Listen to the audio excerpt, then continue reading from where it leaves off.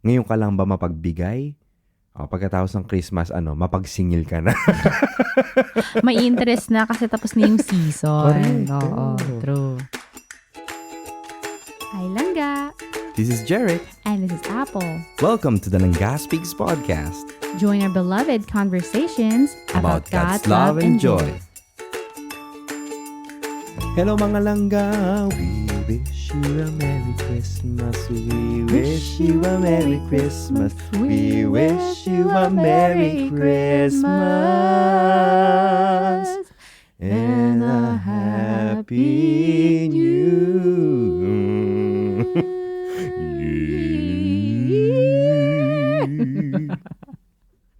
So we are recording on a Christmas Eve.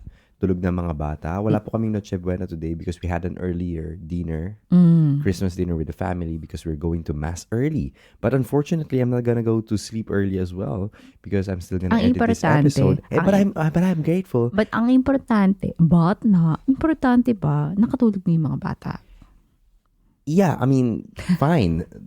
The whole point of this is, what I'm saying is, maaga tayong gigising pero mag-e-edit pa rin tayo. Kaya nga, bilisan na natin. Kaya actually, yun na po yung ngayong tapos na po yung Pasko. episode namin. Thank you so much for tuning Pero in. mga langga, this is the best gift that we can give you. To still have an episode kahit Christmas. Oo. Sa totoo kanina, lang, kanina, yung temptation ni Apo, sabi niya, what if we just skip this Christmas? actually, I wasn't planning on nagising skipping. Nagising Hindi. ako. I am a professional podcaster. Silang nga kasi minsan, nantitrigger siya talaga eh. Yung nakaupo na ako kasi papatulugin namin yung bunso namin. So I'm sleeping or like resting while sitting down while he's, properly lying down and already found his spot. And in mid-conversation, yung response niya sa akin, sabi mo, sarap, sana all. Ayan na naman di ba sabi natin wala na yung mga sana Oo all. nga, ang sinasabi ko lang naman, I wish I could sleep as fast and as peaceful as you that fast. Hindi nga peaceful yung sleep ko kasi nandidisturb. Uy, grabe. Mahalaga hindi ko pa po kailangan ng CPAP machine. Uy, hindi yun sleep apnea ha. kaya Hindi yun nga. sleep, no. That's not. Okay. You just snore. Really, really Snorlax loudly. lang po ang peg Oo. natin. Pero anyway, Pokemon, mga langga, Ganon. Merry Christmas sa inyo, sa mga nakikinig ngayon, na imbis na nagpo-focus kayo sa family nyo, nakikinig kayo sa To all those who have work on Christmas Day, our hearts go out to you. But know that even no matter what whether you're celebrating at work or celebrating with your family or celebrating away from your family, know that you are very, very loved by the birthday boy himself. Yes, that's why the title of this episode is the best gift that you can give.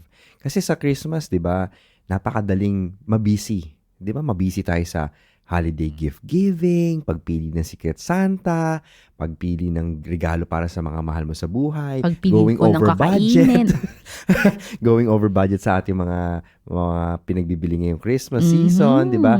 Exchange gift. Yung nakuha mo ba picture frame? Ganun pa rin ba? Or tissue roll? Ilang dekada na may cellphone na picture frame. Ayaw mo yun, at least consistent. Tissue roll, saan? Hindi mauso tissue roll sa Pilipinas lang ga. Ay, talaga? Oo. Kasi may tabo. Baka may bagong tabo. Tabo is life. Oo. Oo. Kaso, yung pagbibigay ng regalo, yung physical gifts, it can work for people who has receiving gifts as their love language. But True. but then, it's still fleeting. Temporary lang yung joy, yung excitement. Sometimes nga yung pag nabalot mo na, doon na magsisimula yung decline True. na excitement. Parang, nakakapagod pala. Sobra pala ako sa budget. Babayaran ko pala lahat to sa January. Alam mo, In-installment ko pa to, te. installment ko pa to. Oo. 6 months to pay pa to. No? Sa hanggang kalahati pa ng 2023 ko to matatapos.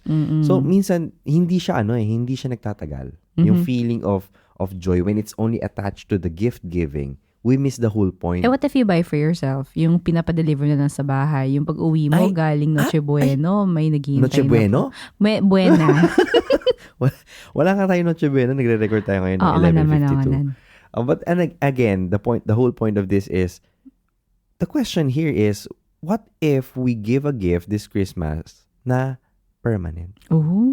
Na mas magtatagal. Again, we would like to acknowledge our Simbis mentors for this particular topic, for the Yes, suggestions. thank you, Ninong and Ninang. Yeah, for the suggestions that there can be permanent gifts that we can take beyond Christmas so that we can really live like Jesus. Oh. To become more like Him. Kasi siya lang yung tanging regalo sa Pasko na patuloy na nagbibigay.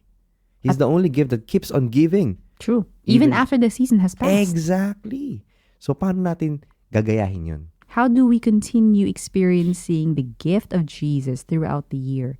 Because you see, mga langga, this birthday boy of ours, yung pagmamahal niya, his love transcends all. And no matter what way that we're celebrating, if you have your own family traditions or if you're in different circumstances, in celebrating your Christmas different from what you have before, there is still one thing that he encourages us to do, which is to be able to gain a deeper understanding of his love for us. And in this episode today, as we go through a couple of points of, or maybe suggestions, proposals, ideas, maybe of how to experience a gift giving of Christmas in a different way, sana naman maisip din natin na this love that we're experiencing, this joy, this gift-giving, should not only stop with this season. Oo. At kahit hindi na Hindi na siya purple, seasonal. at kahit hindi na purple or white yung sinusuot ng pare sa misa, we still experience the joy that we have every season. Sa tingin mo ba napapansin nila kung ano sinusuot ng pari sa Hindi, misa? sinasabi ko lang, we don't know who listens, right? Ito malupit.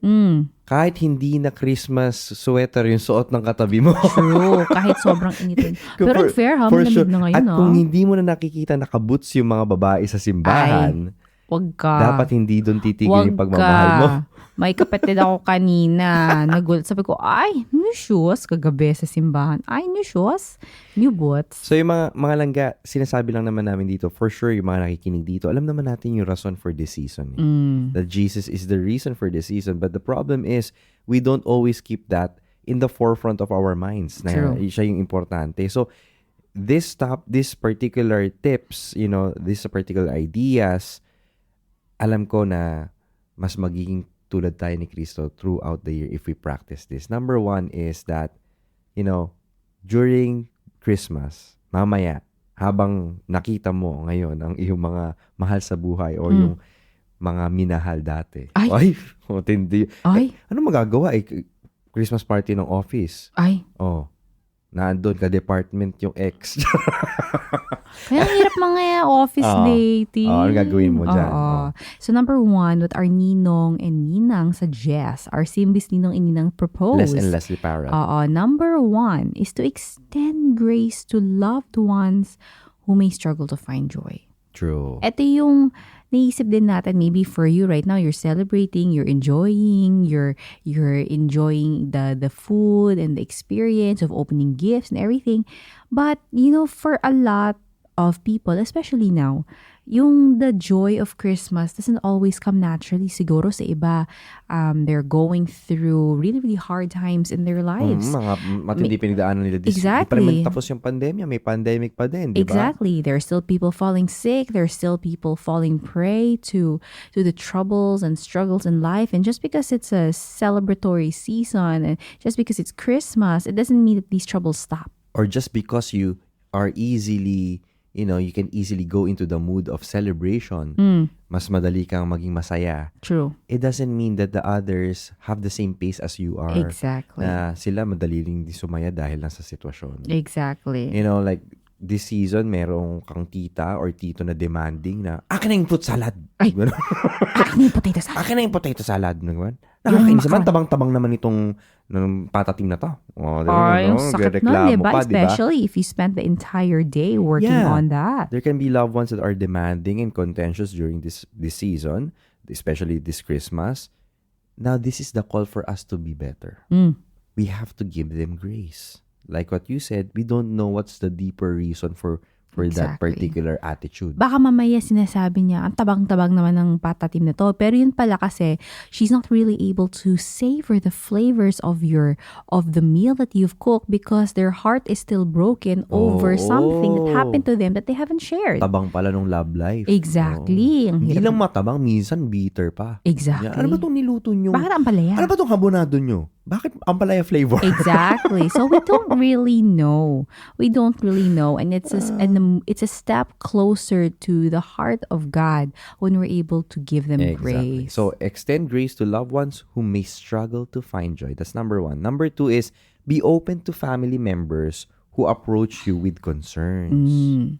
Minsan kasi when we're so caught up in celebrating, yung mga mahal natin sa buhay, they're still going through what they're going through, and maybe they're unable to share that burden with just anybody.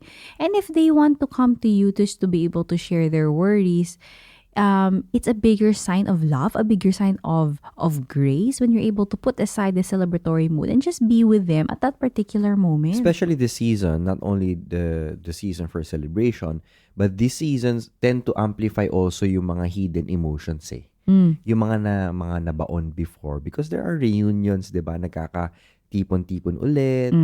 We all get together. So minsan yung mga past hurts nahuhugot, True. 'di ba? So minsan, most probably since nakikinig ka ng podcast na to, we assume na approachable ka katulad namin.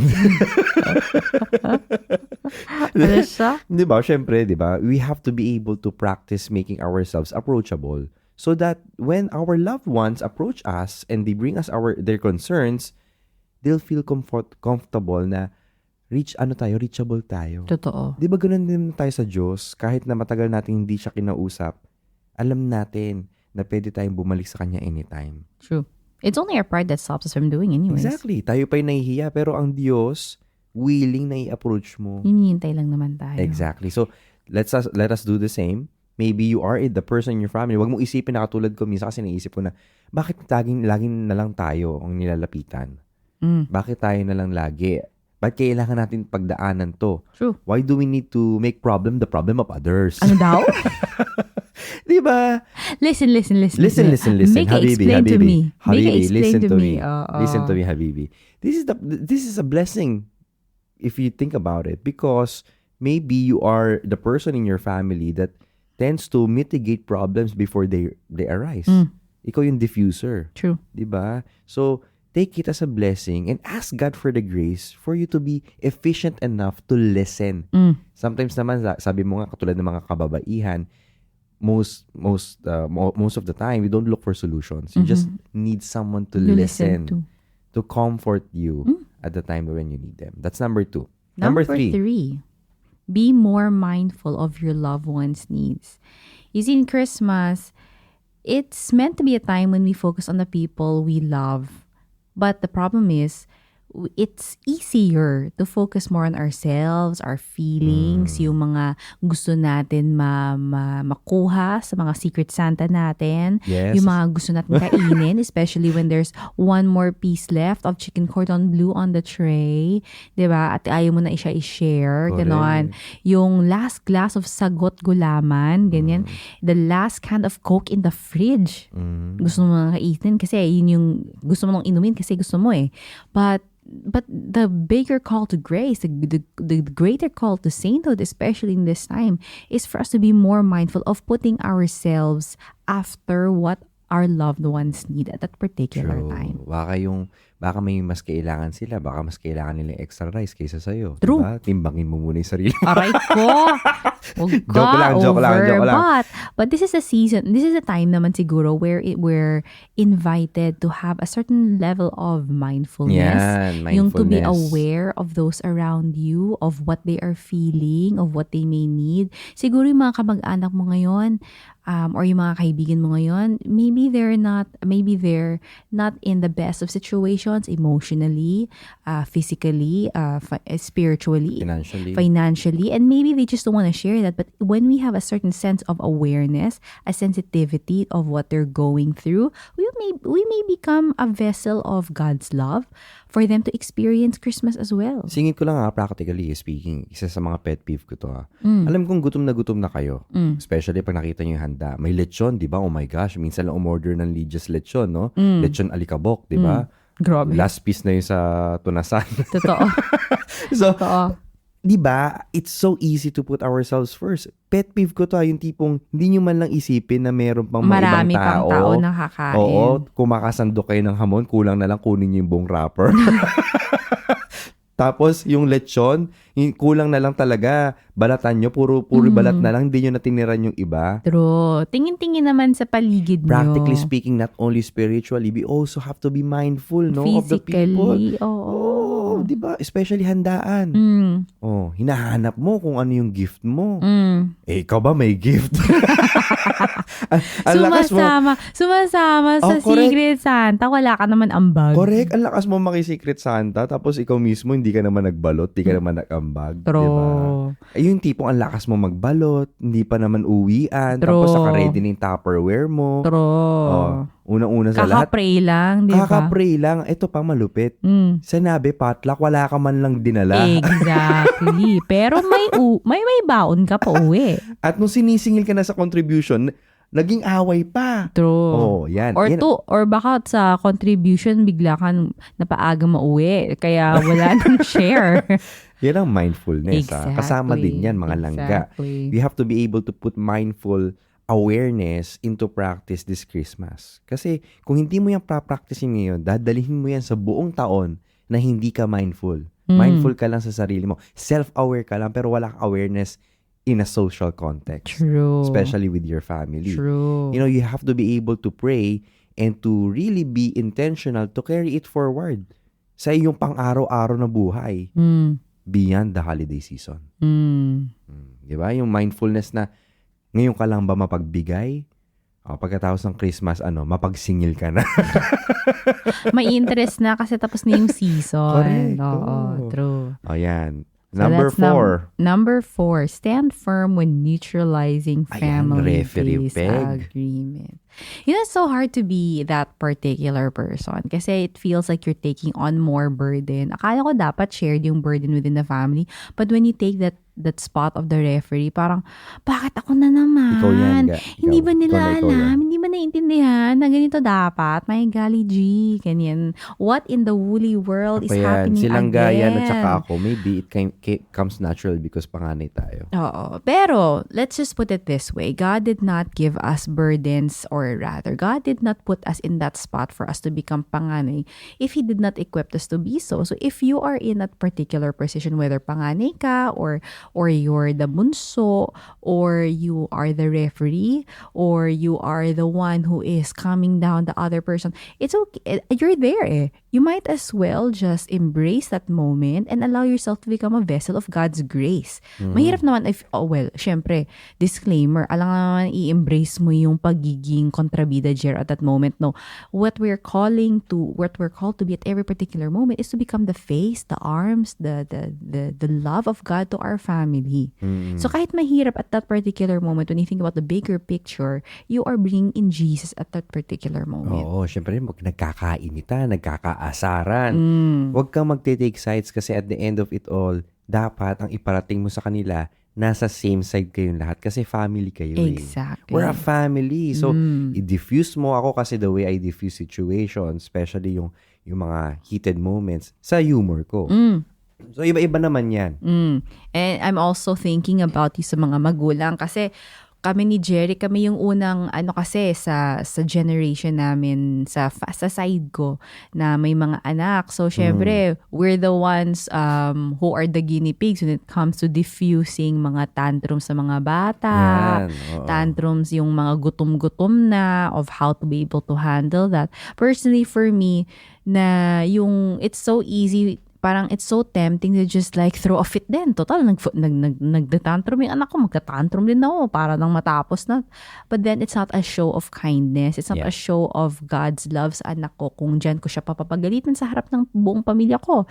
So, one of the ways of being able to extend that instead of giving in to desire ko to be in the middle of the celebration, pag alam ko kailangan ako ng anak ko, to be able to take that time to sacrifice, to take him or to take her out of that situation and give them that time and attention that they need as well. Kasi pagiging kind yun, tsaka when you do that, for example, may tita na sa o kaya nanay mo or parent mo medyo naglalabas ng sama ng loob in front of the family. You can take them aside, not to correct them in front of everyone kasi it will just, fan the flames and True. it will be a bigger situation that you may regret. Mm. So we have to be able to do this with kindness and boldness. Maghanap ka ng win-win situations. Mm. Yun ang importante. Although it is hard, it's hard. Mm. This is why we ask God to be with us at every particular moment. Kaya nga, kasi nga sa mga panahon na ganito, yung mga family disagreement di may iwasan. Kaya kailangan maging firm ka na wala kang isa-sidean na isang ano lang. So you have to look for that win-win situation that would be beneficial, that would work for as many as possible, and move forward with it. That's number 4. And the last one, maikli lang tayo ngayon kasi para makapag-celebrate naman sila with their family. Exactly. Number 5 is to give of yourself. Siguro mahirap kasi, especially yung Secret Santa. Hindi mo alam kung ano yung isusulat mo or hindi mo alam kung anong hingin mo. But you know what? Ako alam ko pabago-bago. Hindi nga pabago-bago, padagdag ng padagdag eh. Oh, grabe. Padami ng padami. But maybe, the greatest gift you can give your loved ones is to give of yourself. To be able to give your time. To be able to give your attention. To be able to give that face of Jesus to your loved ones who are in most need of Jesus at that particular moment in this season. Ito yung pagiging selfless mo at this season, moving forward, not only this Christmas, Exactly. but beyond. Pwedeng ito na yung isa sa mga resolutions mo, di ba? To be more selfless as we go on. Kasi pagiging selfless, mahihigitan niya ng kahit anong regalo, kahit anong decoration, tatalunin mo yung parol. Tatalunin mo yung Christmas tree na napakaganda. Yung pagiging selfless mo. Alam kong minsan mahirap, bakit ako pa? Kasi Ako na naman, pag it's tinanong me, mo yung it's tanong na yun, always me. Langga, pag tinanong mo yung tanong na, bakit ako pa? Ibig sabihin, ikaw yung mas nagmamahal eh. Kaya ikaw talaga yun. Is you. Kasi ganyan naman ang Panginoon eh.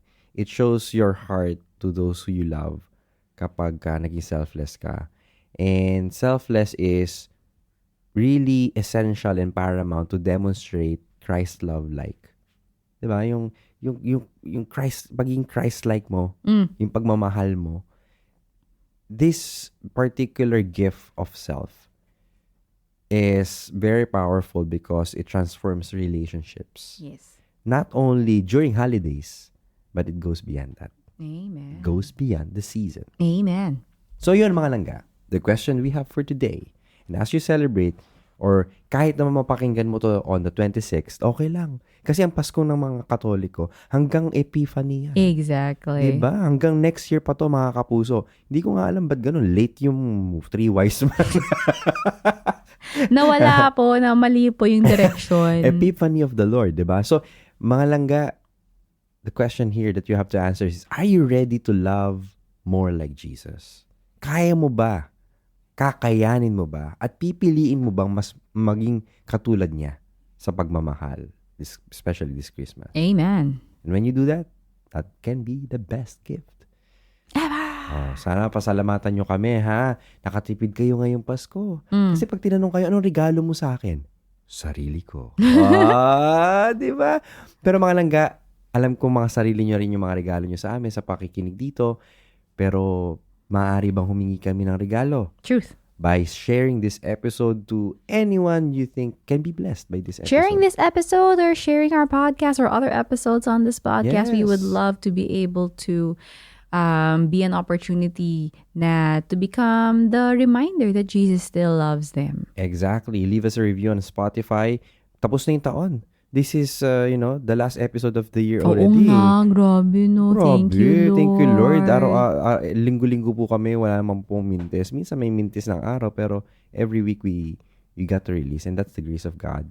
And I think that is God showing us that, this is a mission in itself. And so maraming salamat din pala sa mga nagpadala ng kape this Christmas. Yes, so Through much. buymeacoffee.com. Sa sobrang dami ng kape na pinadala yan, tuloy, mag-midnight na, Christmas Eve, hindi pa kami tulog dahil sa sobrang dami. But you know what? We don't mind. May padala talaga ng kape. Yun nga. That's why we don't mind sleepless nights. Sige lang. Magpadala pa rin Maraming kayo. salamat.